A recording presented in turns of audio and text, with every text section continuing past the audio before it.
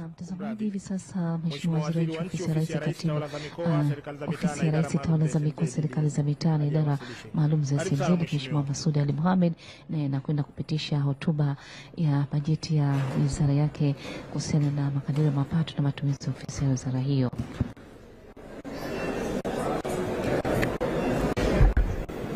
Mheshimiwa Spika, awali ya yote kwa kumshukuru Mwenyezi Mungu mtukufu kwa kutujalia uhai, uzima na kutukutanisha hapa tukiwa na afya njema, tukaweza kusimama mbele ya baraza lako tukufu kuwasilisha hotuba ya makadirio ya mapato na matumizi kwa Ofisi ya Rais, Tawala za Mikoa, Serikali za Mitaa na Idara Maalum za SMZ kwa mwaka wa fedha 2025-2026.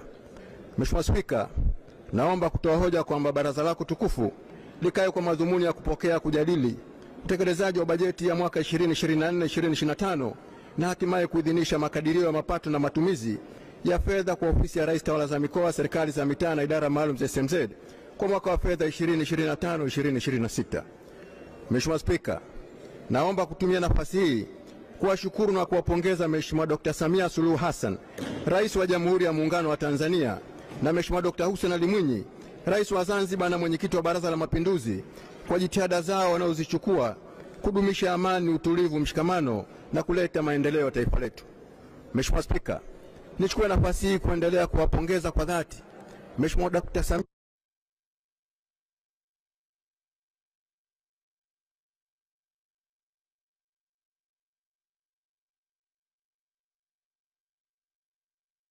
cha Mapinduzi CCM kwa nafasi ya urais wa Jamhuri ya Muungano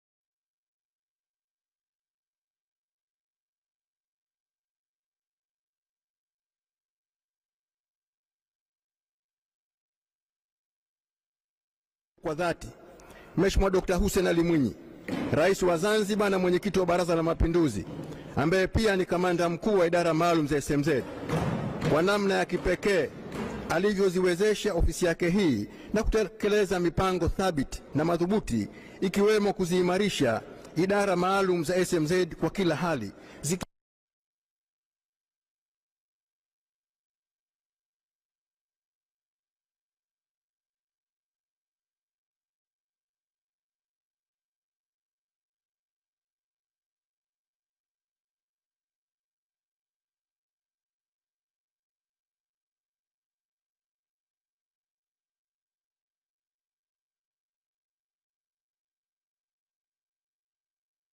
ujenzi wa masoko ya kisasa, mradi wa uimarishaji ujenzi wa ofisi za masheha, ambapo imewezesha kuimarisha uchumi wa nchi yetu na kuimarika kwa ulinzi, usalama na utawala bora. Mheshimiwa Spika, kwa dhati nikishukuru Chama cha Mapinduzi CCM kwa kuendelea kuwa chama madhubuti chenye sera imara na ilani inayotekelezeka kwa maslahi mapana ya nchi yetu na wananchi. Mheshimiwa Spika, nawashukuru Mheshimiwa Othman Masudi Othman, makamu wa kwanza wa Rais wa Zanzibar, kwa mashirikiano yake anayotupatia katika kuendeleza majukumu ya ofisi hii. Aidha, kipekee nimshukuru sana Mheshimiwa Hemed Suleiman Abdullah, makamu wa pili wa Rais wa Zanzibar, akiwa mtendaji mkuu wa shughuli za serikali, kwa maono yake na ukaribu wake katika utekelezaji wa majukumu ya ofisi yetu hii. Hakika amekuwa nguzo imara katika kutimiza mipango na malengo yaliyoelekezwa kutekelezwa na ofisi hii. Mheshimiwa Spika, natumia fursa hii kukushukuru wewe binafsi na kukupongeza wewe kwa umahiri, uweledi na ujasiri wa kuliongoza baraza hili tukufu kwa hekima, busara na maono makubwa sana. Aidha, nampongeza Mheshimiwa mgeni Hassan Juma, naibu spika wa Baraza la Wawakilishi, kwa anavyoendelea kukusaidia kuliongoza baraza hili kwa umakini mkubwa. Kadhalika, nawapongeza wenyeviti wa baraza hili, Mheshimiwa Mwanaasha Hamis Juma, mwakilishi wa wananchi jimbo la Dimani, na Mheshimiwa Abdallah Hussein Kombo, mwakilishi wa wananchi jimbo la Mkoani, kwa umahiri wao mkubwa wa kuendesha vikao vya Baraza la Wawakilishi. Vile vile namshukuru na kumpongeza katibu wa Baraza la Wawakilishi, ndugu Raya Isa Mselem, kwa mashirikiano makubwa anayotupatia.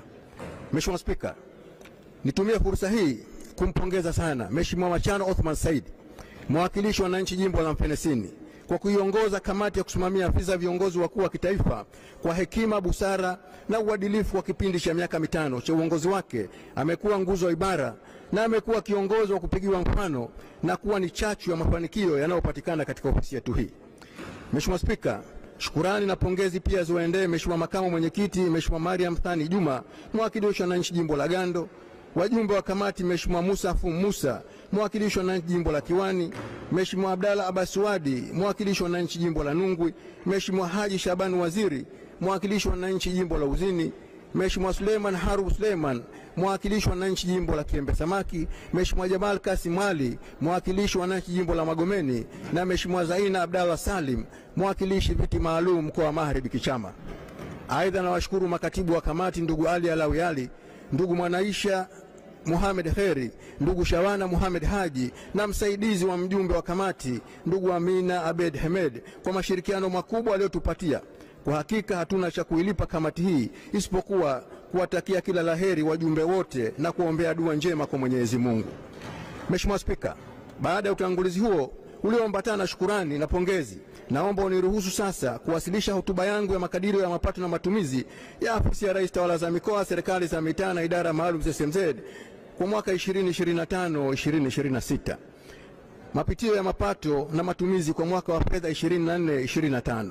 Mapato ya mfuko mkuu wa serikali. Mheshimiwa Spika, kwa mwaka wa fedha 24-2025, Ofisi ya Rais Tawala za Mikoa, Serikali za Mitaa na Idara Maalum za SMZ iliidhinishiwa kukusanya jumla ya shilingi bilioni 5,109,682,000 kupitia mafungu yake ya D01 hadi D12 kwa ajili ya kuchangia mfuko mkuu wa serikali.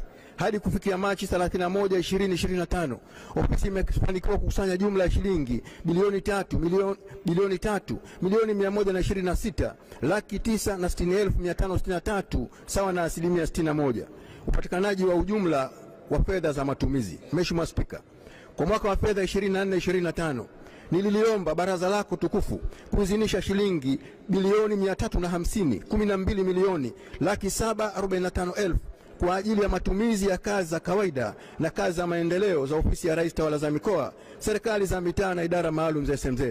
Hadi kufikia Machi 2025, ofisi imeingiziwa jumla ya shilingi bilioni 233,445,760,067 sawa na asilimia 66 ya makadirio ya mwaka.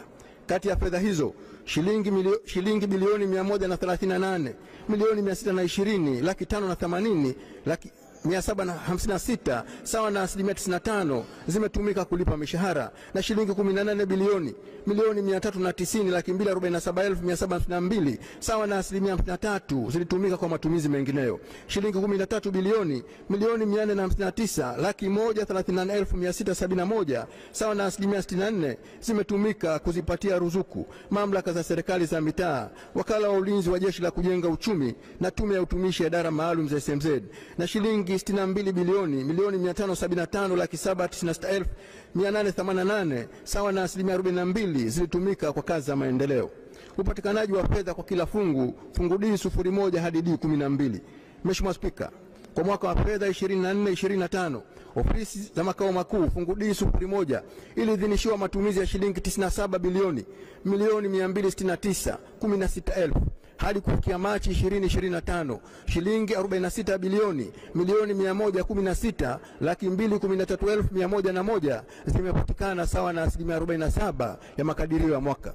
Kati ya fedha hizo, shilingi bilioni 1,679,101,912 sawa na asilimia 74 zilitumika kwa kulipa mishahara, na shilingi bilioni 1,413,840,178 sawa na asilimia 30 zilitumika kwa matumizi mengineyo, na shilingi 42 bilioni 1,969,318,811 sawa na asilimia 48 zilitumika kwa kazi za maendeleo, na shilingi 53,945,000 sawa na asilimia 36 zilitumika kwa ruzuku ya tume ya utumishi ya idara maalum za SMZ. Mheshimiwa Spika, Jeshi la kujenga uchumi fungu D02 liliidhinishiwa matumizi ya shilingi 45 bilioni milioni 446 na laki 6, na hadi kufikia Machi 2025 limeingiziwa shilingi 38 bilioni milioni 373 laki 168,427 sawa na asilimia 84 ya makadirio ya mwaka. Kati ya fedha hizo shilingi 32 bilioni milioni 618 laki 492,855 sawa na asilimia 96 zilitumika kulipa mishahara, na shilingi bilioni 3 milioni 985 laki 775,572 sawa na asilimia 52 zilitumika kwa matumizi mengineyo. Shilingi milioni 128 laki 9 sawa na asilimia 24 zilitumika kwa ruzuku ya wakala wa ulinzi wa JKU, na shilingi bilioni 1 milioni 640 sawa na asilimia 52 zilitumika kwa kazi za maendeleo. Aidha, Jeshi la Kujenga Uchumi JKU liliidhinishiwa mapato ya shilingi bilioni 2 milioni 242 laki 633,000 kuchangia mfuko mkuu wa serikali, na kufanikiwa kukusanya mapato ya shilingi milioni 980 laki 998,401 sawa na asilimia 44 ya makadirio ya mwaka. Kati ya fedha hizo shilingi milioni 142 laki 5 sawa na asilimia 99.9 zilikusanywa na Jeshi la Kujenga Uchumi, na shilingi milioni 838 laki 498,401 sawa na asilimia 40 zilikusanywa na wakala wa ulinzi wa Jeshi la Kujenga Uchumi. Mheshimiwa Spika, chuo cha mafunzo fungu D 03 kiliidhinishiwa matumizi ya shilingi bilioni 29 milioni 880 na 30,000 hadi kufikia Machi 2025 kiliingiziwa jumla ya shilingi 26 bilioni milioni 598 laki 237,577 sawa na asilimia 89 ya makadirio ya mwaka. Kati ya fedha hizo shilingi 22 bilioni milioni 102 laki 614,939 sawa na asilimia 98 zilitumika kulipa mishahara, na shilingi bilioni 4 milioni 195 laki 622,638 sawa na asilimia 88 zilitumika kwa matumizi mengineyo, na shilingi milioni 300 sawa na asilimia 12 zilitumika kwa kazi za maendeleo. Aidha, chuo cha mafunzo kiliidhinishiwa mapato ya shilingi milioni 173 na laki 6 kuchangia mfuko mkuu wa serikali, na kufanikiwa kukusanya mapato ya shilingi milioni 175 laki 889,525 sawa na asilimia 101 ya makadirio ya mwaka.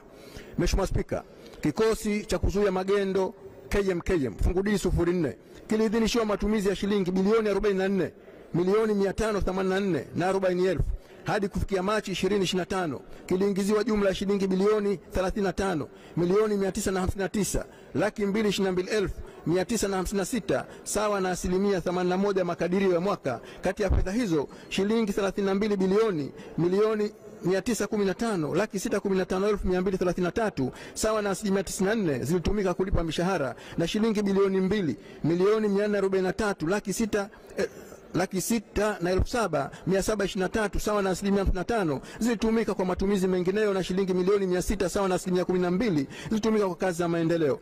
Aidha, kikosi maalum cha kuzuia magendo Zanzibar kiliidhinishiwa mapato ya shilingi milioni 94 laki 230,000 kuchangia mfuko mkuu wa serikali, na kufanikiwa kukusanya mapato ya shilingi 70 milioni laki 762,500 sawa na asilimia 75 ya makadirio ya mwaka.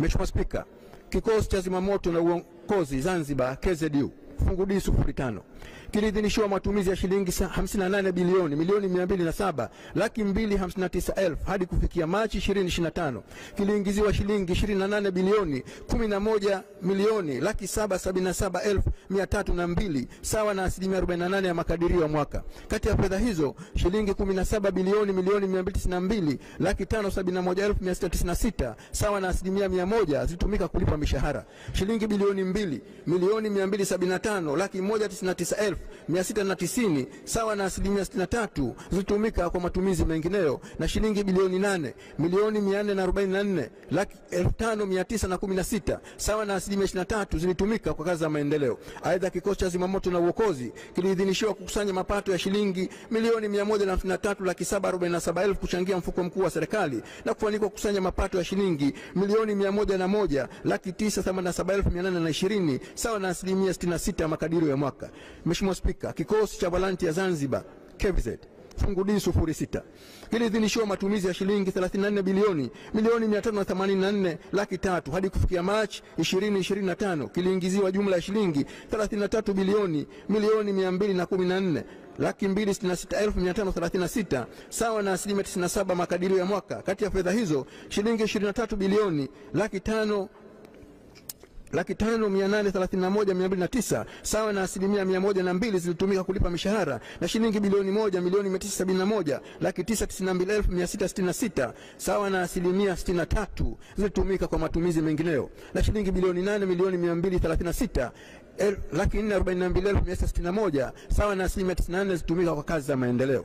Mheshimiwa Spika, mkoa wa Mjini Magharibi fungu D 07 uliidhinishiwa matumizi ya shilingi 13 bilioni 161,800,000 hadi kufikia Machi 2025 uliingiziwa shilingi bilioni 8,70,675,000 sawa na asilimia 60 ya makadirio ya mwaka. Kati ya fedha hizo shilingi bilioni 1,821,377,152 sawa na asilimia 70 zilitumika kulipa mishahara, na shilingi bilioni 376,333 sawa na asilimia 21 zilitumika kwa matumizi mengineyo, na shilingi bilioni 5,932,047,185 sawa na asilimia 66 zilitumika kuyapatia ruzuku mabaraza ya manispaa na baraza la jiji.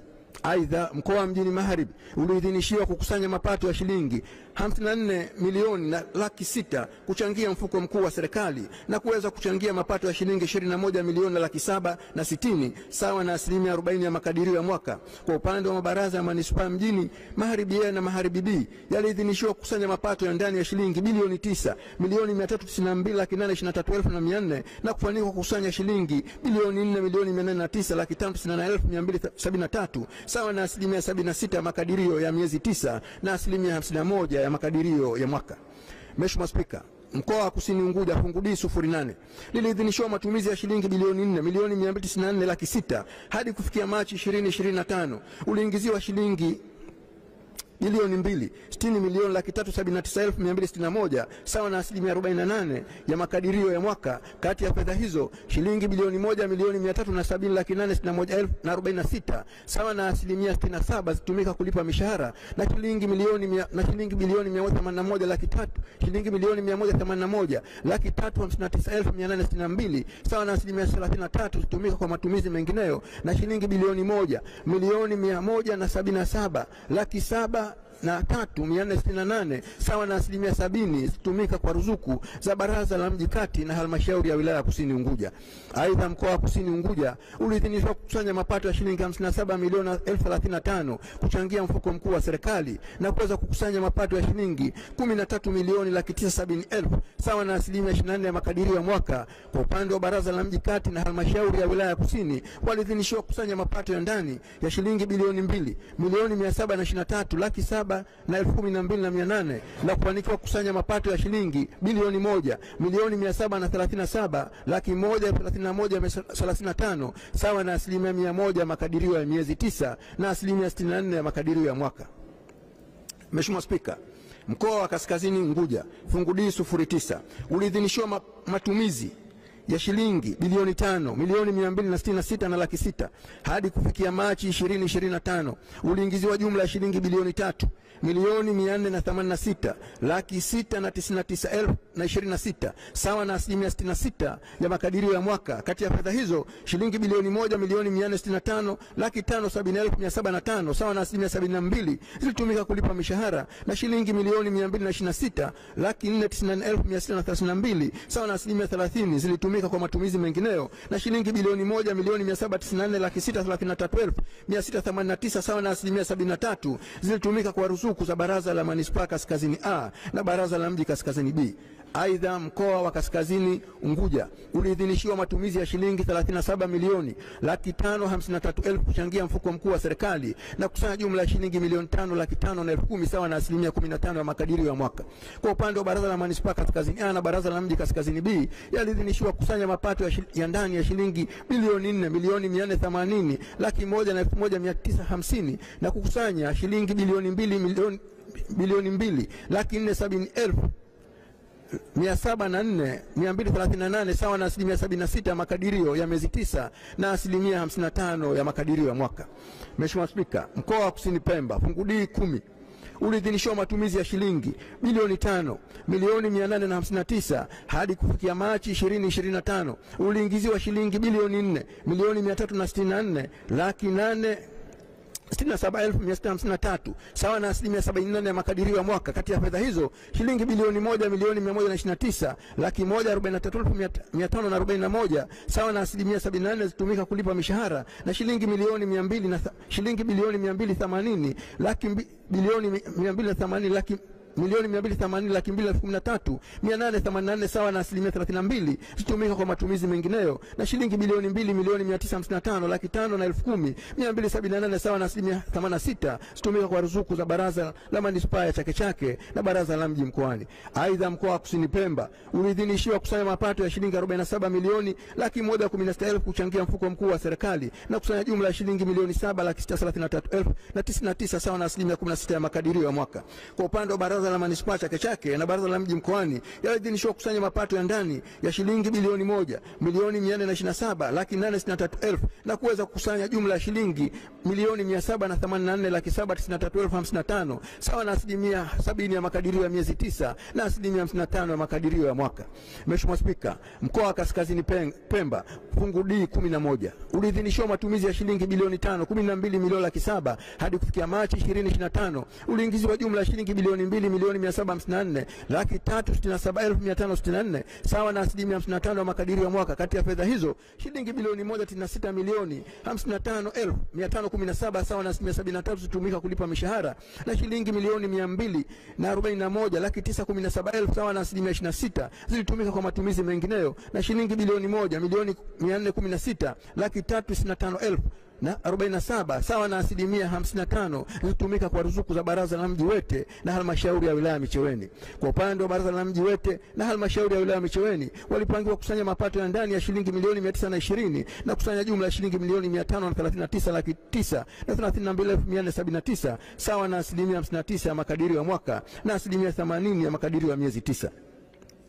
Mheshimiwa Spika, wakala usajili wa matukio ya kijamii fungu D 12 uliidhinishwa matumizi ya shilingi bilioni 6,646,800,000 hadi kufikia Machi 2025 uliingiziwa shilingi bilioni 3,366,414,874 sawa na 51% ya makadirio ya mwaka. Kati ya fedha hizo shilingi bilioni 2,123,337,750 sawa na 74% zilitumika kwa mishahara, na shilingi milioni 857,47,624 sawa na 46% zilitumika kwa matumizi mengineyo, na shilingi milioni 386,29,500 sawa na 20% zilitumika kwa miradi ya maendeleo.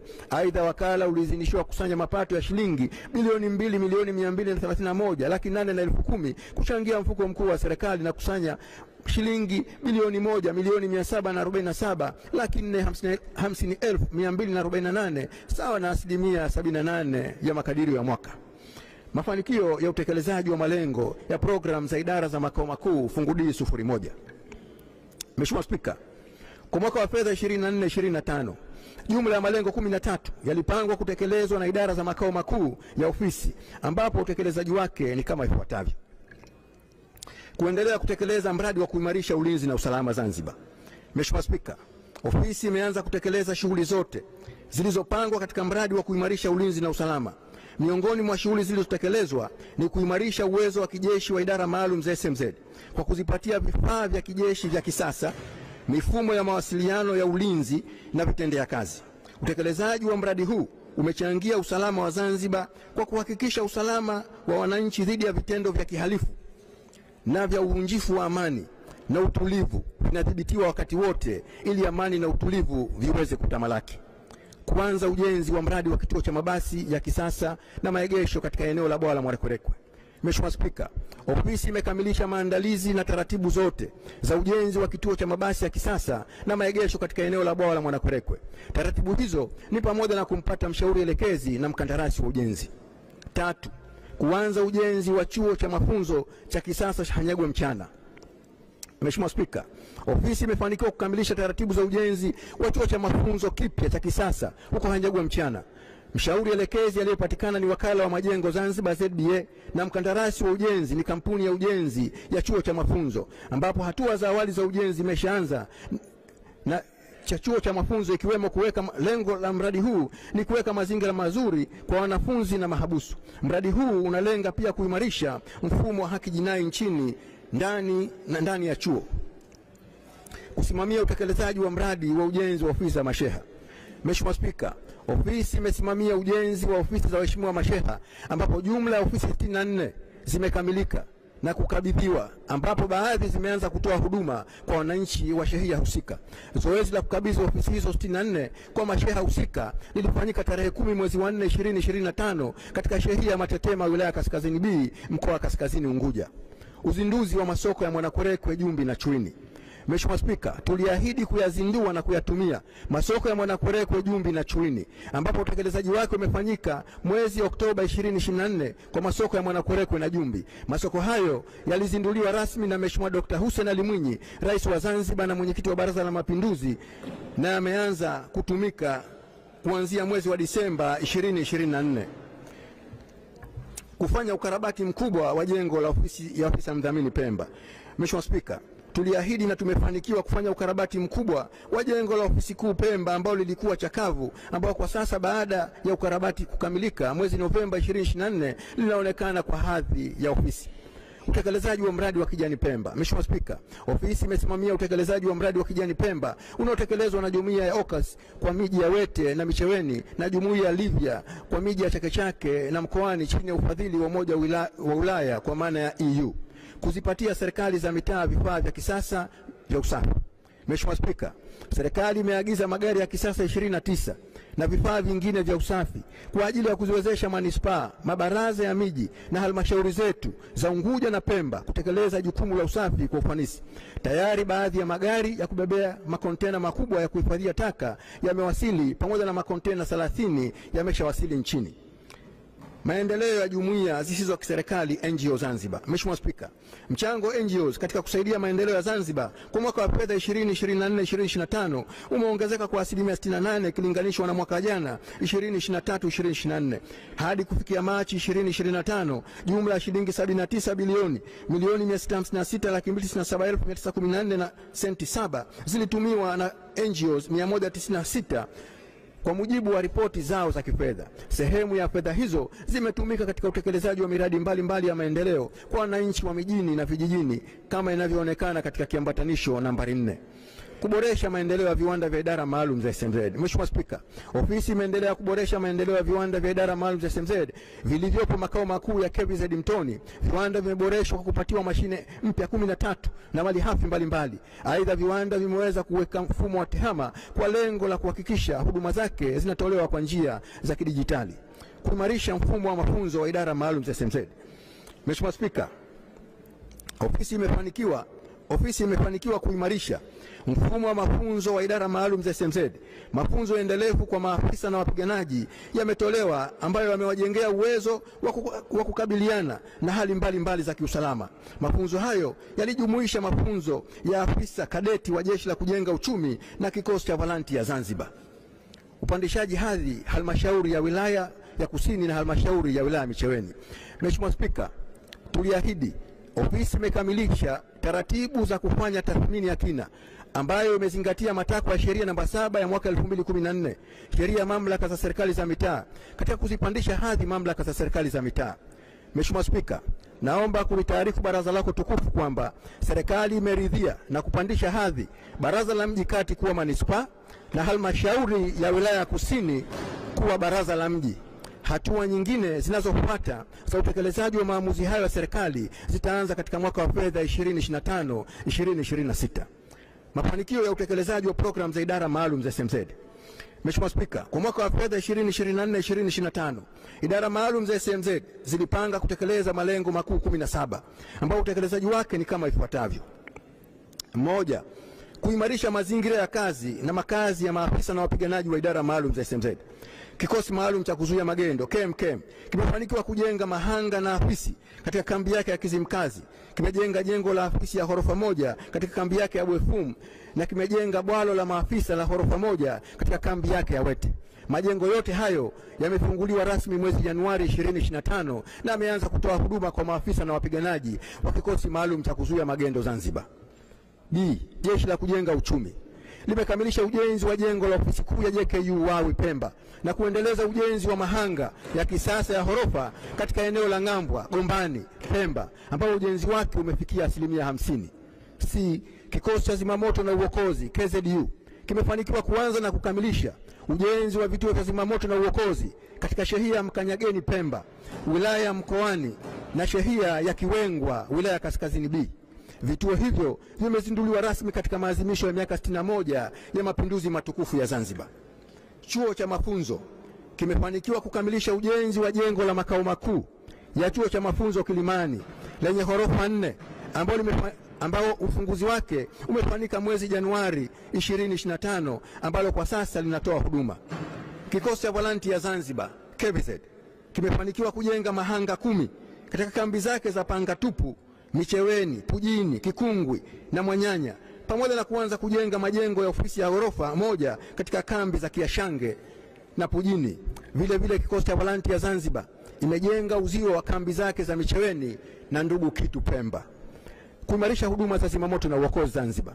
Mheshimiwa Spika, kikosi cha zimamoto na uokozi Zanzibar kimefanikiwa kuimarisha huduma za zimamoto na uokozi kwa lengo la kuhakikisha usalama wa wananchi, wageni, wawekezaji na mali zao. Huduma hizo zimehusisha mifumo bora ya majibu ya dharura kupitia nambari 114, ununuzi wa vifaa vya kisasa, pamoja na kuboresha mafunzo kwa maafisa na wapiganaji wa kikosi cha zimamoto na uokozi. Kusimamia utekelezaji upatikanaji wa magari, boti na vifaa vya zimamoto. Mheshimiwa Spika, kikosi cha zimamoto na uokozi KZU kimefanikiwa kukamilisha taratibu zote na kufunga mkataba wa kupatiwa gari 27, boti 1 na vifaa mbalimbali vya zimamoto na uokozi kwa njia ya mkopo nafuu kutoka serikali ya Austria. Malipo ya 30% yamelipwa kwa mzabuni husika, ambapo kuanzia mwezi Julai 2025 kikosi kitapokea gari 6 za aina ya Rapid Vehicle, boti ya kisasa ya zimamoto pamoja na pampu za kuzimia moto. Aidha, gari zilizobakia zitategemewa kuwasili nchini kuanzia mwezi Novemba mwaka 2025. Kuboresha ulinzi wa mipaka ya bahari ya Zanzibar. Mheshimiwa Spika, ulinzi wa mipaka ya bahari ni muhimu kwa usalama wa taifa, biashara na rasilimali za nchi yetu. Katika kuboresha ulinzi huo, kikosi maalum cha kuzuia magendo KMKM kimeendesha mafunzo maalum ya operations za kijeshi baharini kwa lengo la kuhakikisha maafisa na wapiganaji wake wana uwezo wa kukabiliana na matukio mbalimbali yanayotolewa baharini. Kikosi kimetumia mfumo wake wa kufuatilia mwenendo wa shughuli zote zinazofanywa na vyombo vyote vinavyoingia kwenye bahari ya Zanzibar kwa kushirikiana na kikosi cha wanamaji wa Jeshi la Wananchi Tanzania pamoja na mamlaka za usafiri wa baharini ikiwemo ZMA. Kuimarisha mfumo wa haki jinai, chuo cha mafunzo. Mheshimiwa Spika, katika kuboresha huduma na urekebishaji tabia na kuhakikisha haki za wanafunzi na mahabusu zinaheshimika, chuo cha mafunzo kimechukua hatua mbalimbali kwa lengo la kuimarisha haki jinai kwa wanafunzi na mahabusu nchini. Chuo cha mafunzo kimetoa huduma za kielimu na kisaikolojia kwa wanafunzi na mahabusu ili kuwasaidia kujifunza stadi mpya na kuwa tayari na maisha baada ya kumaliza kutoka chuo cha mafunzo. Kufanya mageuzi ya mfumo wa ujenzi wa taifa. Mheshimiwa Spika, Jeshi la Kujenga Uchumi JKU limefanikiwa kuweza kufanya mageuzi ya kutoa mafunzo ya ujenzi wa taifa kwa lengo la kuimarisha uwezo wa vijana na jamii kwa ujumla. Mageuzi hayo yamehusisha kuboresha mbinu, maudhui na malengo ya mafunzo ili kuhakikisha kuwa yanakidhi mahitaji ya kisasa na changamoto zilizopo. Mafunzo ya ujenzi wa taifa yametolewa kwa vijana 8505 ambayo yamezingatia malezi bora ya vijana kwa kuwafundisha uzalendo na uzalishaji mali ili waweze kujiajiri. Kuimarisha operations za ulinzi wa raia na mali zao. Mheshimiwa Spika, kikosi cha volunteer Zanzibar KVZ kimefanikiwa kuimarisha operations za kiulinzi kwa kushirikiana na vyombo vingine vya ulinzi na usalama kwa lengo la kuhakikisha usalama wa wananchi na mali zao unaendelea kuwepo. Serikali imeendelea kukiimarisha kikosi cha volunteer Zanzibar ili kuendelea kulitekeleza jukumu hili la msingi la ulinzi wa raia na mali zao kwa ufanisi zaidi. Kuboresha huduma za afya katika idara maalum za SMZ. Mheshimiwa Spika, idara maalum za SMZ zimefanikiwa kuboresha huduma za afya zitolewazo kwenye makambi yake Unguja na Pemba. Lengo la maboresho hayo ni kuhakikisha maafisa na wapiganaji na wananchi wanawezeshwa kujikinga dhidi ya magonjwa mbalimbali, kupata matibabu na kuishi maisha bora. Katika kufanikisha lengo hilo, idara maalum za SMZ zimefanya maboresho yafuatayo. Kikosi cha Volunteer Zanzibar kimefanikiwa kuanza kujenga majengo ya kisasa ya hospitali mbili katika kambi ya KVZ Mtoni Unguja na KVZ Ndugu Kitu Pemba, pamoja na kuanza ujenzi wa kituo cha afya katika kambi ya Muyuni. Kikosi maalum cha kuzuia magendo kimefanikiwa kufanya manunuzi ya vifaa tiba vya kisasa na kuvisambaza katika hospitali yake ya makao makuu ya Kibweni na kituo cha afya KMK Mgando. Jeshi la kujenga uchumi limefanikiwa kufanya maboresho ya hospitali yake iliyopo makao makuu ya JKU Sateni na kununua vifaa tiba pamoja na vitanda 80 vya wagonjwa. Kikosi cha zimamoto na uokozi kimeanza kutoa huduma za afya katika kambi zake za Kilimani, Kitogani na Chanjani Pemba. Chuo cha mafunzo kimejenga kituo cha afya Hanyegwa Mchana na kuendelea kutoa huduma za afya katika kituo chake cha afya kilichopo Kilimani. Idara maalum zote 5 za SMZ zimeongeza idadi ya wataalamu wa afya na zimepeleka masomoni madaktari wake. Kulea na kukuza vipaji vya wanamichezo. Mheshimiwa Spika, idara maalum zote za SMZ zimefanikiwa kulea na kukuza vipaji vya wanamichezo kwa lengo la kuhakikisha kwamba wanamichezo wanapata fursa za kuonyesha uwezo wao na kuendeleza michezo nchini. Aidha, timu zote za idara maalum za SMZ zimeendelea kushiriki katika mashindano mbalimbali yaliyoandaliwa nchini. Kuzijengea uwezo kampuni za ujenzi za idara maalum za SMZ. Mheshimiwa Spika, kampuni za ujenzi za idara maalum za SMZ zimejengewa uwezo ili ziweze kushindana katika soko la ndani na kimataifa. Uwezo huo umejumuisha kampuni kuongezewa wataalamu wa uhandisi na kupatiwa mafunzo yanayohusu mbinu bora za ujenzi na teknolojia zinazotumika ulimwenguni. Kuandaa miradi ya maendeleo inayojiendesha. Mheshimiwa Spika, katika kutekeleza maagizo ya serikali ya Mapinduzi ya Zanzibar ya kupunguza utegemezi wa bajeti wa serikali kuu, idara maalum za SMZ zimeandaa miradi mbalimbali za maendeleo inayojiendesha. Miongoni mwa miradi iliyoandaliwa na kuanza kutekelezwa ni miradi ya ujenzi wa vituo vya mafuta. Kufanya marekebisho ya sheria za idara maalum za SMZ. Mheshimiwa Spika, katika kikao kilichopita cha bajeti tuliahidi kufanya marekebisho ya sheria za idara maalum za SMZ ili kuhakikisha kuwa sheria hizo zinaendana na mahitaji ya kisasa. Sheria nambari 1 ya mwaka 2013 ya sheria kikosi maalum cha kuzuia magendo KMKM na sheria nambari 5 ya mwaka 2004 ya sheria kikosi cha Volunteer Zanzibar KVZ zimewasilishwa hapa barazani na kufanywa marekebisho kupitia mswada wa marekebisho ya sheria mbalimbali wa mwaka 2024. Sheria zilizobakia ikiwemo sheria ya tume ya utumishi wa idara maalum za SMZ zipo katika hatua za mwisho za kuwasilishwa kwenye vikao vya makatibu wakuu na hatimaye kwenye Baraza la Mapinduzi kwa taratibu. Kuyaboresha maslahi ya maafisa na wapiganaji. Mheshimiwa Spika, kwa mwaka wa fedha 2024-2025 serikali imeboresha maslahi ya maafisa na wapiganaji wa idara maalum za SMZ kwa lengo la kuongezea motisha ya maafisa na wapiganaji wote wa idara maalum za SMZ kuendelea kuyapima na kuyapatia hati maeneo ya idara maalum za SMZ. Mheshimiwa Spika, idara maalum za SMZ zimefanikiwa kuendelea na zoezi la kuyapima na kuyapatia hati miliki maeneo yake kwa kushirikiana na Kamisheni ya Ardhi Zanzibar. Hadi kufikia Machi 31, 2025, hati mpya zifuatazo zimeweza kupatikana. Kikosi maalum cha kuzuia magendo KMKM kimepatiwa hati miliki kwa kambi zake za Ukunjwi na Kiuyu Mbuyuni Pemba. Chuo cha mafunzo kimefanikiwa kupata hati miliki kwa kambi ya makao makuu Kilimani, eneo la maduka ya matumbaku na eneo la jengo lake lililopo Shehia Miembeni. Jeshi la kujenga uchumi limepatiwa hati za kambi zake za Kama, Dunga na Mtoni. Kikosi cha Volunteer Zanzibar KVZ kimepatiwa hati za kambi ya Mtoni, Pujini, Kikungwi, Muyuni na Mto wa Maji. Kikosi cha zimamoto na uokozi kimefanikiwa kupatiwa hati za kambi zake za makao makuu Kilimani na Finya Wete. Mafanikio ya utekelezaji wa programu za tawala za mikoa. Mheshimiwa Spika, kwa mwaka wa fedha 24-25 jumla ya malengo makuu 8 yalipangwa kutekelezwa na tawala za mikoa kupitia ofisi za waheshimiwa wakuu wa mikoa na waheshimiwa wakuu wa wilaya, ambapo utekelezaji wake ni kama ifuatavyo. 1 ni kuanza kuratibu ujenzi wa ofisi za waheshimiwa wakuu wa mikoa na wilaya Unguja na Pemba. Mheshimiwa Spika, kwa kushirikiana na ofisi ya Rais Fedha na Mipango, ofisi za waheshimiwa wakuu wa mikoa na wilaya zimekamilisha taratibu zote za maandalizi ya ujenzi wa ofisi mpya za waheshimiwa wakuu wa mikoa na wilaya Unguja na Pemba.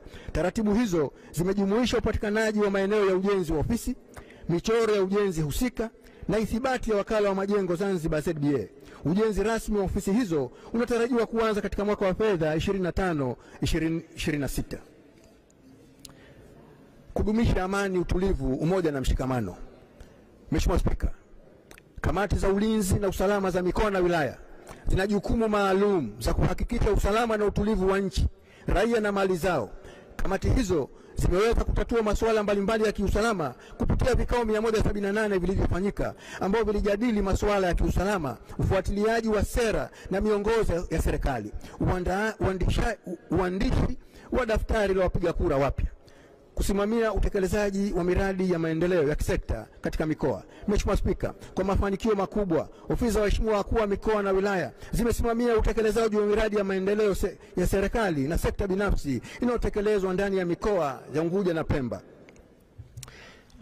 kusikiliza na kutatua changamoto mbalimbali za wananchi.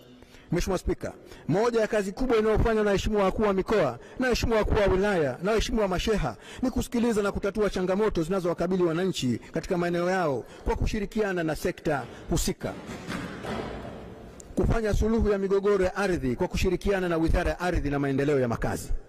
Mheshimiwa Spika, jumla ya migogoro ya ardhi 160 iliweza kupokelewa katika ofisi za waheshimiwa wakuu wa mikoa na wilaya, ambapo migogoro 90 imefanikiwa kupatiwa ufumbuzi kwa kushirikiana na viongozi na watendaji wa Wizara ya Ardhi na Maendeleo ya Makazi. Aidha, migogoro iliyobakia inaendelea kufanyiwa kazi kwa kushirikiana na wizara husika, kufuatilia utekelezaji wa ahadi na maagizo ya viongozi wakuu wa kitaifa. Mheshimiwa Spika, mikoa imefanikiwa kufuatilia utekelezaji wa ahadi na maagizo ya viongozi wakuu wa kitaifa, kufuatilia ziara zilizofanywa na viongozi wakuu wa kitaifa kwenye mikoa na wilaya husika, kusimamia utekelezaji wa mkakati wa mpango mkuu wa kupambana na udhalilishaji wa wanawake na watoto. Mheshimiwa Spika, mikoa imefanikiwa kutoa mafunzo ya uhifadhi wa mtoto kwa waratibu wa shehia mbalimbali yenye lengo la kukuza uelewa juu ya kukabiliana na changamoto za udhalilishaji wa wanawake na watoto. Mikoa kwa kushirikiana na shirika la kuwahudumia watoto imetoa mafunzo kwa mabaraza ya watoto ya wilaya zote 11 juu ya kupinga vitendo vya ukatili na udhalilishaji wa watoto, ikiwemo haki na wajibu kwa watoto, kuratibu na kusimamia shughuli za mamlaka za serikali za mitaa. Mheshimiwa Spika, ofisi za waheshimiwa wakuu wa mikoa na wilaya zimesimamia mabaraza ya manispaa, mabaraza ya miji na halmashauri katika utekelezaji wa majukumu yao na kutoa huduma bora kwa wananchi. Katika usimamizi huo, jumla ya vikao 28 vilifanyika ambao vilihusisha viongozi na watendaji wa mikoa na wilaya, wakiwemo waheshimiwa madiwani na waheshimiwa masheha. Mafanikio ya programu za usimamizi wa serikali za mitaa. Mheshimiwa Spika, kwa upande wa mamlaka za serikali za mitaa, jumla ya malengo 15 yalipangwa na kutekelezwa kwa mwaka wa fedha 2024-2025 ambao utekelezaji wake ni kama ifuatavyo. Moja, kuongeza kasi ya ukusanyaji mapato. Mheshimiwa Spika, mamlaka za serikali za mitaa zimetekeleza jukumu lake la msingi la ukusanyaji wa mapato kutoka vyanzo mbalimbali kama vile ada za leseni, tozo za huduma na kodi na tozo za biashara. Jumla ya shilingi milioni 10,329,229,430 zimekusanywa sawa na 79% kwa makadirio ya miezi 9. Kusimamia mikakati ya usafi wa mazingira katika miji. Mheshimiwa Spika, mamlaka za serikali za mitaa zimesimamia na kutekeleza mikakati ya kuimarisha usafi wa mazingira katika miji yetu ya Unguja na Pemba kwa lengo la kuzuia magonjwa kama vile kipindupindu na kuboresha hali ya maisha ya wananchi. Kusimamia miundombinu ya masoko na maeneo ya ujasiriamali. Mheshimiwa Spika, mamlaka za serikali za mitaa zimefanikiwa kusimamia miundombinu ya masoko na maeneo ya ujasiriamali ambayo yamejengwa katika wilaya zote nchini, ikiwa ni utekelezaji wa ahadi ya Mheshimiwa Rais wa Zanzibar na Mwenyekiti wa Baraza la Mapinduzi Mheshimiwa Dr. Hussein Ali Mwinyi kuwajengea wajasiriamali maeneo maalum na mazuri ya kudumu ya kufanyia biashara zao. Usimamizi huo umehusisha kuwapanga wajasiriamali ndani ya masoko, ikiwemo soko la Mwanakorekwe na soko la Jumbi, kuwasajili na kuwaendeleza wajasiriamali wadogo. Mheshimiwa Spika, jitihada za kuwawezesha wananchi kiuchumi kupitia makundi maalum ya vijana, wanawake na watoto wenye ulemavu na watu wenye ulemavu zimeendelea kufanyika. Jumla ya shilingi milioni 544,696,882 zimewasilishwa katika mfuko wa pamoja katika ofisi ya Rais Kazi, Uchumi na Uwezeshaji ili kuyawezesha makundi hayo. Ujenzi wa masoko. 5. Ujenzi wa masoko, bustani, viwanja vya kufurahishia watoto na vituo vya daladala.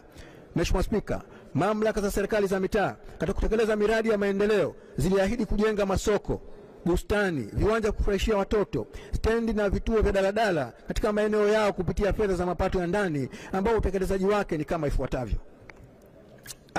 Baraza la Manispaa Magharibi limefanikiwa kukamilisha ujenzi wa soko la Mtoni kwa kisasi ambao limezinduliwa rasmi mwezi Januari 2025. Baraza la Manispaa Kaskazini A limekamilisha kujenga soko la Mkwajuni ambalo uzinduzi wake umefanyika mwezi Januari 2025.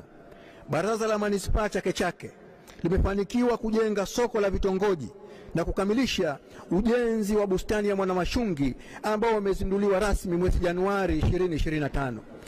Halmashauri ya Wilaya ya Kusini imefanikiwa kukamilisha ujenzi wa kiwanja cha kufurahishia watoto Paje ambacho kimezinduliwa mwezi Januari 2025. Baraza la Mji Kati limeweza kukamilisha ujenzi wa bustani ya jamii katika eneo la Jumbi.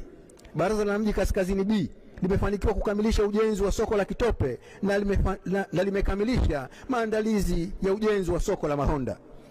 Baraza la Mji Wete limefanikiwa kuanza kujenga soko la Mzambarauni na kukamilisha maandalizi ya ujenzi wa kiwanja kufurahishia watoto Weni na ujenzi wa soko la Kojani.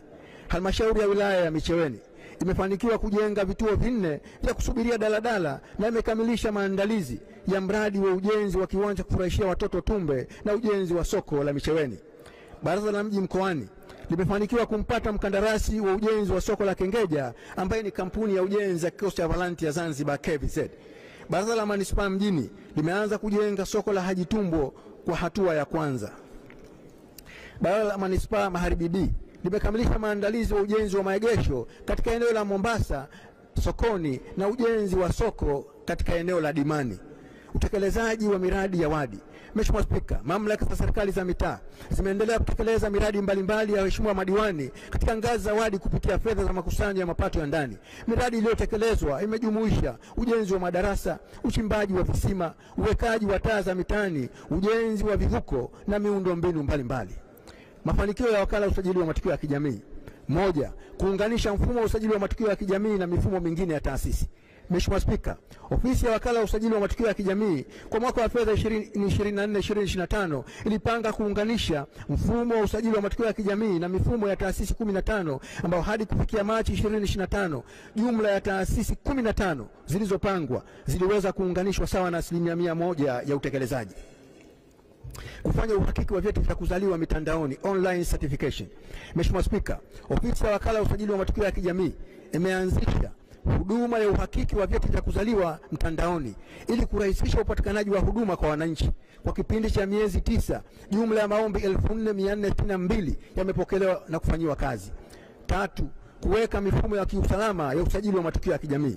Mheshimiwa Spika, hadi kufikia Machi 2025, ofisi ya wakala wa usajili wa matukio ya kijamii imefanikiwa kuboresha kituo cha uidhinishaji wa taarifa za matukio ya kijamii, hatua ambayo imeongeza ufanisi na umakini wa maafisa katika kukamilisha usajili wa matukio ya kijamii. 4. Kuhuisha kumbukumbu za zamani kwa kuziingiza katika mfumo wa sasa wa usajili wa matukio ya kijamii. Mheshimiwa Spika, ofisi ya wakala wa usajili wa matukio ya kijamii kwa kipindi cha miezi 9 ilikadiria kuhuisha kumbukumbu za zamani 150,050 na hadi kufikia Machi 2025 jumla ya kumbukumbu 140,127 sawa na 93% zimehuishwa na kuingizwa katika mfumo wa sasa wa kidijitali na usajili wa matukio ya kijamii. Kutungwa kwa kanuni za ulinzi wa taarifa za matukio ya kijamii. Mheshimiwa Spika, ofisi ya wakala wa usajili wa matukio ya kijamii iliazimia kutunga kanuni za ulinzi wa taarifa za matukio ya kijamii kwa mwaka wa fedha 24-25 na hadi kufikia Machi 2025 kanuni hizo zimeweza kutungwa na kuwasilishwa ofisi ya mwanasheria mkuu wa Zanzibar. Kukamilisha mpango wa mkakati wa ofisi ya wakala wa usajili wa matukio ya kijamii. Mheshimiwa Spika, ofisi ya wakala wa usajili wa matukio ya kijamii imeweza kukamilisha kuandaa mpango mkakati wa ofisi yake, hatua ambayo ni muhimu katika kuhakikisha utendaji kazi unakuwa ufanisi zaidi. Kutoa elimu ya usajili wa matukio ya kijamii. Mheshimiwa Spika, ofisi ya wakala wa usajili wa matukio ya kijamii ilipanga kutoa vipindi 12 kupitia televisheni na redio hadi kufikia Machi 2025. Jumla ya vipindi 9 vimetolewa sawa na 75% ya utekelezaji. Mwelekeo wa makadirio ya mapato na matumizi kwa mwaka wa fedha 25-26. Mheshimiwa Spika, kwa mwaka wa fedha 25-26, Afisi ya Rais, Tawala za Mikoa, Serikali za Mitaa na Idara Maalum za SMZ itaendelea kutekeleza programu kuu 30 kupitia mafungu 12 ambayo ni D01 hadi D12 itakayotekelezwa na ofisi za makao makuu, idara maalum za SMZ, ofisi za mikoa, mamlaka za serikali za mitaa na wakala wa usajili wa matukio ya kijamii. Mheshimiwa Spika, kwa mwaka wa fedha 2025-2026, Mheshimiwa Spika, kwa mwaka wa fedha 2025-2026, kipaumbele cha ofisi hii kupitia kamati za usalama za mikoa na wilaya zinazoongozwa na waheshimiwa wakuu wa mikoa na wilaya pamoja na idara maalum za SMZ kwa kushirikiana na vyombo vingine vya ulinzi na usalama ni kuhakikisha amani na utulivu vinakuwepo wakati wote wa maandalizi na ufanyikaji wa uchaguzi mkuu wa mwaka 2025 kwa lengo la kuhakikisha nchi yetu inaendelea kubakia kuwa ya amani na utulivu ili kuendeleza harakati za maendeleo. Malengo yatakayotekelezwa na makao makuu D01. Mheshimiwa Spika, kwa mwaka wa fedha 25-26, afisi kupitia fungu la bajeti la makao makuu D01 imepanga kutekeleza malengo yafuatayo: 1.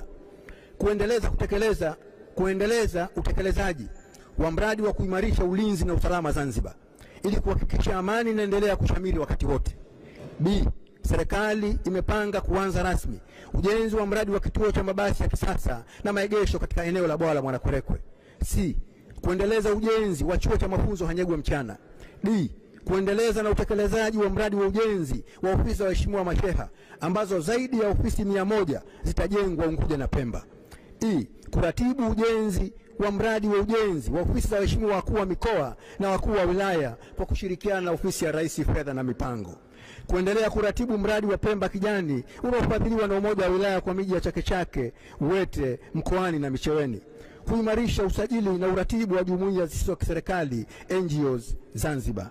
Kutekeleza mradi wa kuimarisha usafi katika mji ikiwemo ujenzi wa miundombinu ya usafi, ununuzi wa vifaa vya kisasa na kupendezesha miji.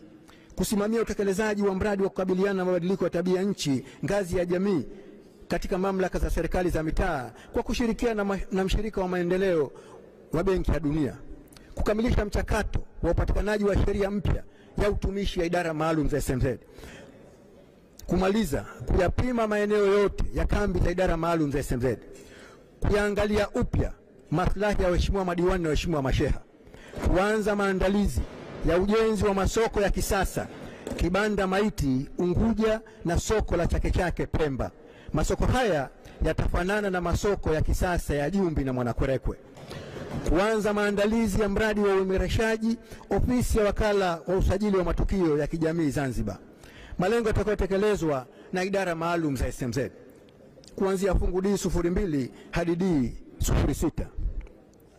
Mheshimiwa Spika, kupitia jeshi la kujenga uchumi fungu D02, chuo cha mafunzo D03, kikosi maalum cha kuzuia magendo fungu D04, kikosi cha zimamoto na uokozi fungu D05 na kikosi cha volunteer fungu D06. Malengo yatakayotekelezwa na idara maalum za SMZ kwa mwaka wa fedha 25-26 ni kama ifuatavyo: jeshi la kujenga uchumi JKU limepanga kuanza ujenzi wa jengo la kisasa la makao makuu Saateni Mtoni.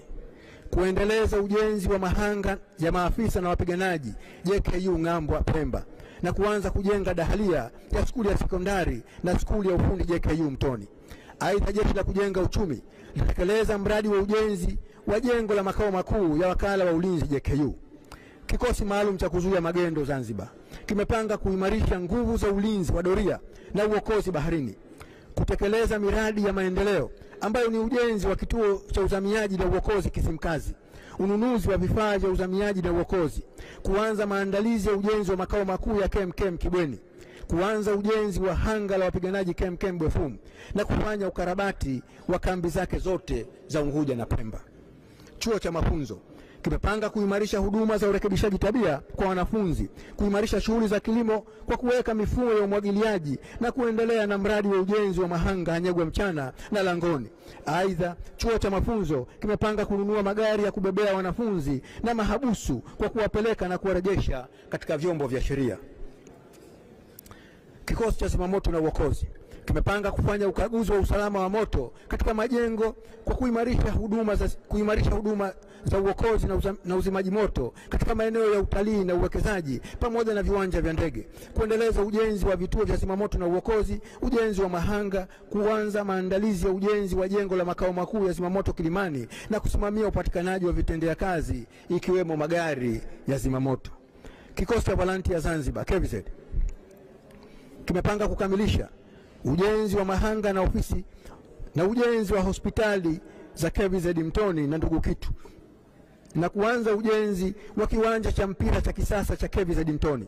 Vile vile kikosi kimepanga kuimarisha doria na operations za ulinzi na usalama, kuimarisha ulinzi na usalama wakati wote wa uchaguzi mkuu wa mwaka 2025 kuanzia maandalizi yake mpaka kumalizika kwake, kutoa mafunzo ya kijeshi kwa maafisa na wapiganaji wa idara maalum za SMZ, kuimarisha shughuli za utamaduni na michezo ikiwemo michezo ya majeshi kwa maana ya BAMATA, kuimarisha huduma za afya katika kambi za idara maalum zote za SMZ, kubuni na kuimarisha miradi ya uzalishaji mali, kuendelea kuyapima na kuyapatia hati miliki maeneo ya kambi za idara maalum za SMZ, kuanza maandalizi ya mradi wa ujenzi wa uzio kwa kambi zote za idara maalum za SMZ, kuendeleza hatua za maandalizi ya ujenzi wa barabara zinazoingia katika kambi za idara maalum za SMZ kwa kushirikiana na Wizara ya Ujenzi, Mawasiliano na Usafirishaji, kuendelea na kuchukua hatua za kuimarisha utendaji kazi wa kikosi cha zimamoto na uokozi katika viwanja vya ndege. Malengo yatakayotekelezwa na tawala za mikoa na serikali za mitaa kwa mwaka 25-26. Mheshimiwa Spika, kwa mwaka wa fedha 25-26, afisa wa heshimiwa wakuu wa mikoa na afisa wa heshimiwa wakuu wa wilaya zimepanga kutekeleza malengo yafuatayo: 1. Kuhakikisha uwepo wa amani na utulivu kupitia kamati za ulinzi na usalama za mikoa na wilaya na shehia katika kipindi chote cha maandalizi na ufanyikaji wa uchaguzi mkuu wa mwaka 2025. 2.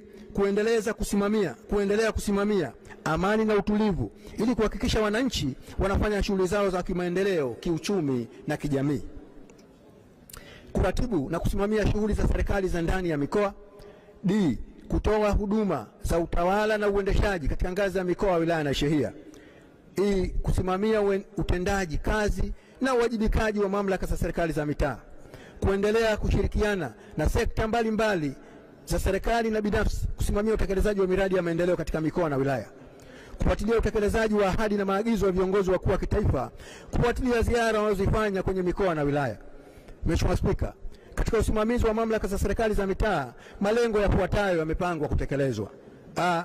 Kuimarisha usafi wa mazingira kwa kuwekeza katika ujenzi wa miundombinu na vifaa vya usafi pamoja na kufanya shughuli za usafi kwa utaratibu wa kutumia kampuni binafsi. B. Baraza la Manispaa ya Mjini limepanga kuendelea kukamilisha mradi wa ujenzi wa soko la Haji Tumbo awamu ya pili. Baraza la Manispaa Magharibi A limepanga kuanza mradi wa ujenzi wa stendi ya daladala Mambo Sasa, kuanza maandalizi ya mradi wa ujenzi wa kiwanja cha kufurahishia watoto Chuini na kuanza ujenzi wa kituo cha mafuta katika eneo la Mbuzini Unguja. Baraza la Manispaa Magharibi B limepanga kuanza ujenzi wa maegesho mkabala na soko la Mombasa na kuanza ujenzi wa soko Imani. Baraza la Mji Kati limepanga kujenga kituo cha kusarifu taka Chwaka, kuendeleza ujenzi wa vituo vya daladala na kuimarisha ujenzi wa bustani ya jamii Hanyegwa Mchana. Halmashauri ya wilaya ya Kusini imepanga kuanza mradi wa kujenga stendi ya daladala Makunduchi. Manispaa ya Kaskazini A imepanga kukamilisha ujenzi wa soko la Chani, kufanya ukarabati mkubwa wa soko la Kinyasini na kuanza maandalizi ya ujenzi wa kiwanja kufurahishia watoto Nungwi. Baraza la Mji Kaskazini B limepanga kuanza ujenzi wa soko la Mahonda na kukamilisha taratibu za ujenzi wa soko la Bumbwini. Manispaa ya Chake Chake imepanga kukamilisha ujenzi wa maegesho Kibirinzi, kufanya ujenzi wa vituo vya daladala, kuimarisha jaa la vitongoji pamoja na kujenga ukuta kwa maana uzio katika bustani ya Mwanamashungi. Baraza la Mji Mkoani limepanga kuanza kukamilisha ujenzi wa soko la Kengeja pamoja na kujenga vituo 5 vya kusubiria daladala katika barabara ya eneo ya Ole Kengeja.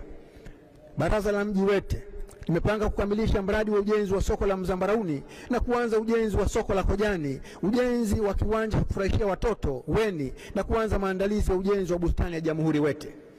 na halmashauri ya wilaya Micheweni imepanga kuanza ujenzi wa soko la Micheweni, ikiwa ni utekelezaji wa ahadi ya Mheshimiwa Dr. Hussein Ali Mwinyi, Rais wa Zanzibar na mwenyekiti wa Baraza la Mapinduzi, kwa wananchi wa Micheweni. Malengo yatakayotekelezwa na wakala wa usajili wa matukio ya kijamii kwa mwaka 2025-2026. Mheshimiwa Waziri, kumradhi Mheshimiwa Waziri, umeshatumia saa nzima, lakini na kuongezea robo saa ili utumie robo saa hiyo kuweza kuhitimisha hiyo hotuba yako ili tuweze kuendelea kwenye michango ya hoja. Karibu sana Mheshimiwa, endelea. Asante. Malengo yatakayotekelezwa na nikushukuru Mheshimiwa Spika. Malengo yatakayotekelezwa na wakala wa usajili wa matukio ya kijamii kwa mwaka 25-26.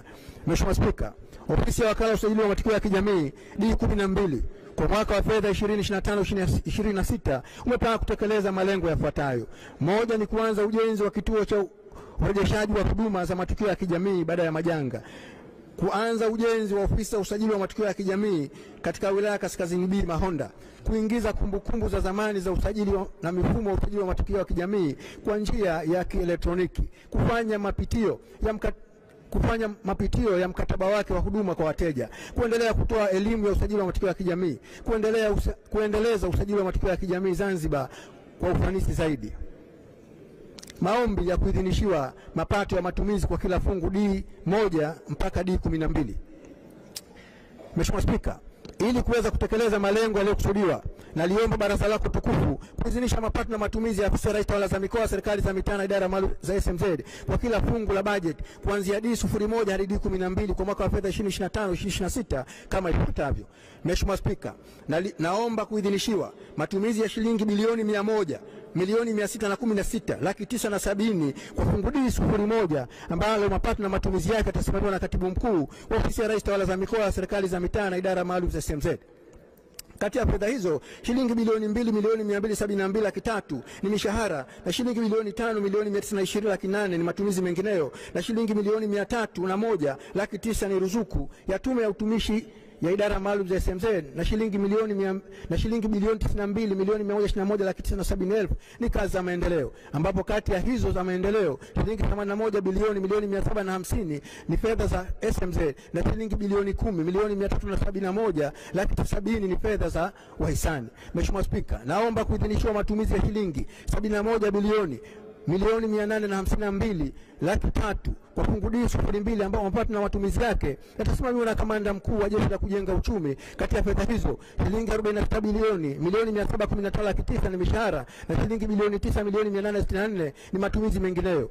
Shilingi milioni 738,300,000 ni ruzuku kwa wakala wa ulinzi wa JKU na shilingi 14,538,100,000 ni kazi za maendeleo. Aidha, fungu hili linaomba kuidhinishiwa mapato ya shilingi bilioni 379,418,000 yatakayokusanywa kuchangia katika mfuko mkuu wa serikali, ambao shilingi bilioni 2,700,000 yatakusanywa na wakala wa ulinzi wa JKU na shilingi milioni 379,418,000 yatakusanywa na Jeshi la Kujenga Uchumi. Mheshimiwa Spika, naomba kuidhinishiwa matumizi ya shilingi 41,192,700,000 kwa fungu D3 ambalo mapato na matumizi yake yatasimamiwa na kamishna wa chuo cha mafunzo. Kati ya hizo shilingi 31,178,900,000 ni mishahara na shilingi bilioni 6,025,800,000 ni matumizi mengineyo na shilingi bilioni 3,578,000 ni kazi za maendeleo. Aidha, fungu hili linaomba kuidhinishiwa mapato ya shilingi milioni 297,089,000 yatakayokusanywa na kuchangiwa mfuko mkuu wa serikali.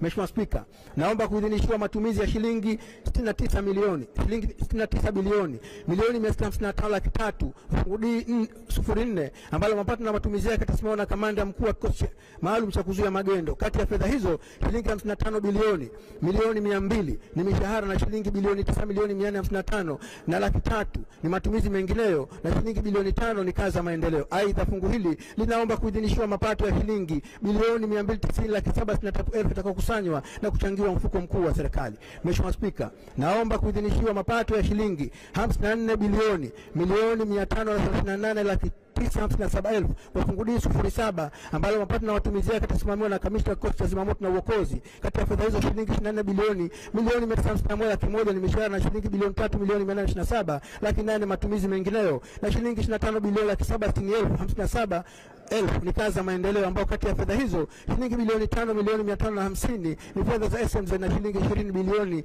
210,057,000 ni fedha za wahisani. Vile vile fungu hili linaomba kuidhinishiwa mapato ya shilingi milioni 458,138,000 yatakayokusanywa na kuchangiwa mfuko mkuu wa serikali. Mheshimiwa Spika, naomba kuidhinishiwa matumizi ya shilingi bilioni 44,464,900,000 kwa fungu D06 ambalo mapato na matumizi yake yatasimamiwa na mkuu wa kikosi cha Volunteer Zanzibar. 35 bilioni kati ya fedha hizo shilingi 35 bilioni 27,500,000 ni mishahara na shilingi bilioni 4,313,400,000 ni matumizi mengineyo na shilingi bilioni 5,524,000 ni kazi za maendeleo. Mheshimiwa Spika, naomba kuidhinishiwa matumizi ya shilingi 13 bilioni 500,000 kwa fungu D7 ambalo mapato na matumizi yake yatasimamiwa na katibu tawala wa mkoa wa Mjini Magharibi. Kati ya fedha hizo shilingi bilioni 2,103,200,000 ni mishahara na shilingi bilioni 1,946,200,000 ni matumizi mengineyo na shilingi bilioni 8,951,200,000 ni ruzuku kwa serikali zake za mitaa.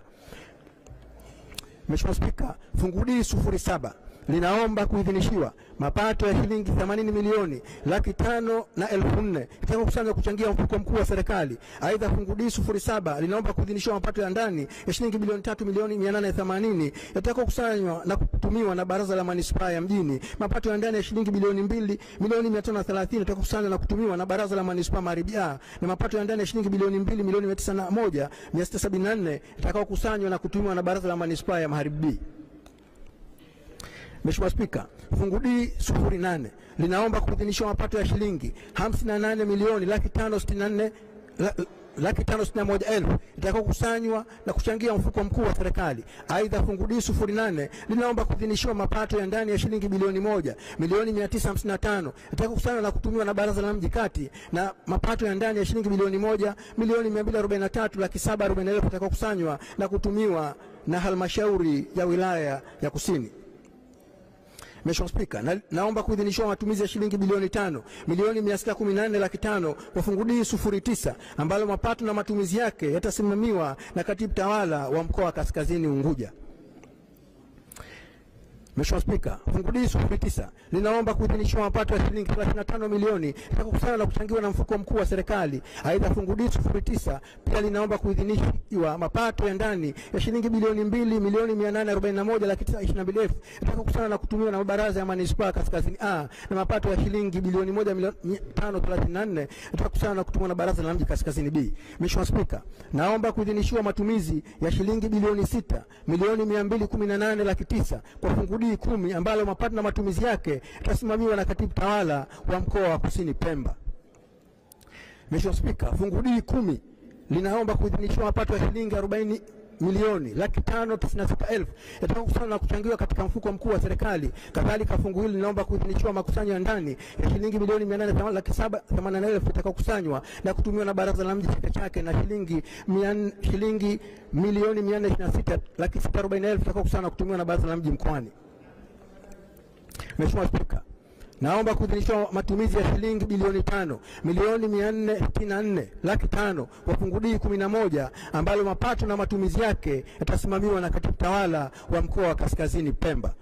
Fungu D11 pia linaomba kuidhinishiwa mapato ya shilingi 20 milioni yatakayokusanywa na kuchangiwa katika mfuko mkuu wa serikali. Vile vile fungu hili linaomba kuidhinishiwa mapato ya ndani ya shilingi bilioni 5,500,000 yatakusanywa na kutumiwa na Baraza la Mji Wete, na mapato ya ndani ya shilingi milioni 470 yatakusanywa na kutumiwa na halmashauri ya wilaya Micheweni.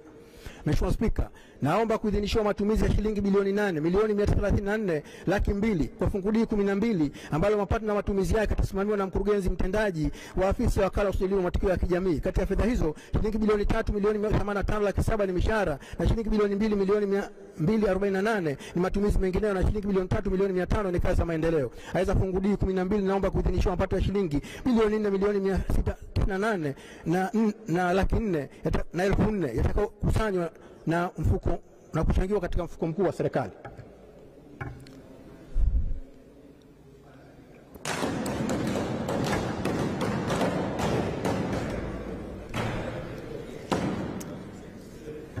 Shukrani. Mheshimiwa Spika, kwa umuhimu wa kipekee natoa shukrani zangu za dhati kwa Tume ya Mipango Zanzibar inayoongozwa na mwenyekiti wake Mheshimiwa Dr. Hussein Ali Mwinyi, Rais wa Zanzibar na mwenyekiti wa Baraza la Mapinduzi, viongozi wa ofisi ya Rais Fedha na Mipango chini ya usimamizi makini wa Mheshimiwa Dr. Sada Mkuya Salum, Katibu Mkuu Dr. Juma Malik Akil na Katibu Mtendaji wa Tume ya Mipango Dr. Rahma Salim Mahfoudh. Aidha, namshukuru Mheshimiwa Dr. Mwinyi Talib Haji, Mwanasheria Mkuu wa Zanzibar, kwa ushauri wa kisheria katika utekelezaji wa miradi ya maendeleo. Mheshimiwa Spika, naomba pia kutumia fursa hii kuwashukuru washirika wote wa maendeleo wanaoendelea kutupatia ufadhili na kuchangia katika bajeti yetu ya ofisi ya Rais, tawala za mikoa, serikali za mitaa na idara maalum za SMZ.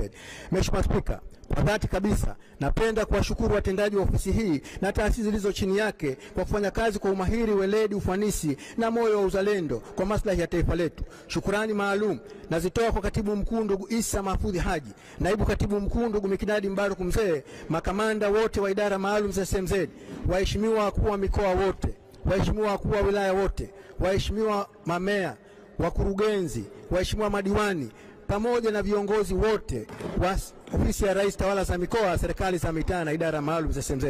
Mheshimiwa Spika, niendelee pia kutoa shukrani kwa mkurugenzi mtendaji wa wakala wa usajili wa matukio ya kijamii na wenye viti na wakurugenzi wote wa taasisi zilizo chini ya ofisi ya Rais, tawala za mikoa, serikali za mitaa na idara maalum za SMZ. Mheshimiwa Spika, kwa namna ya kipekee napenda kutoa shukrani zangu za dhati kwa wananchi wenzangu wa jimbo la Ole kwa imani yao ya kunichagua kuwa mwakilishi wao, na naomba tuendelee kushirikiana kwa maslahi mapana ya jimbo letu. Niwahakikishie wananchi wa jimbo la Ole kwamba nitaendelea kushirikiana nao kwa hali na mali bila kuchoka. Aidha, niwahakikishie kwa pamoja tutashinda. Aidha, niendelee kukishukuru Chama cha Mapinduzi CCM na uongozi wake kwa miongozo na maelekezo yanayotupatia katika utekelezaji wa majukumu yote tuliyokabidhiwa. Vile vile naishukuru sana familia yangu, hususan mke wangu, mama yangu, pamoja na watoto wangu, pamoja na wananchi wangu na wananchi wenzangu wote katika jimbo la Ole na wananchi wengine wa Zanzibar. Hitimisho. Mheshimiwa Spika, ili ofisi ya Rais, tawala za mikoa, serikali za mitaa na idara maalum za SMZ iweze kutekeleza malengo na mipango niliyoitaja, naliomba baraza lako tukufu kuidhinisha matumizi ya shilingi bilioni 427 milioni 964 laki 4,400. Kati ya fedha hizo shilingi bilioni 208 milioni 985 laki 9 zitatumika kulipa mishahara na shilingi 48 bilioni milioni 469 laki 777,000 zitatumika kwa matumizi mengineyo. Shilingi 20 bilioni milioni 490 laki 6 zitatumika kutoa ruzuku kwa mamlaka za serikali za mitaa, tume ya utumishi, idara maalum za SMZ na wakala wa ulinzi wa JKU, na shilingi bilioni 150 18 milioni laki 197,000 zitatumika kwa kazi za maendeleo. Aidha, naliomba baraza lako tukufu kuidhinisha mapato ya shilingi bilioni 958 milioni na 70,000 yatakayokusanywa kuchangia mfuko mkuu wa serikali na mapato ya ndani ya shilingi 19 bilioni 396 laki 5 yatakayokusanywa na kutumiwa na mamlaka za serikali za mitaa. Mheshimiwa Spika na waheshimiwa wajumbe, nakushukuru kwa kunisikiliza na naomba kutoa hoja. Asante Mheshimiwa, hoja imetolewa na imeungwa mkono.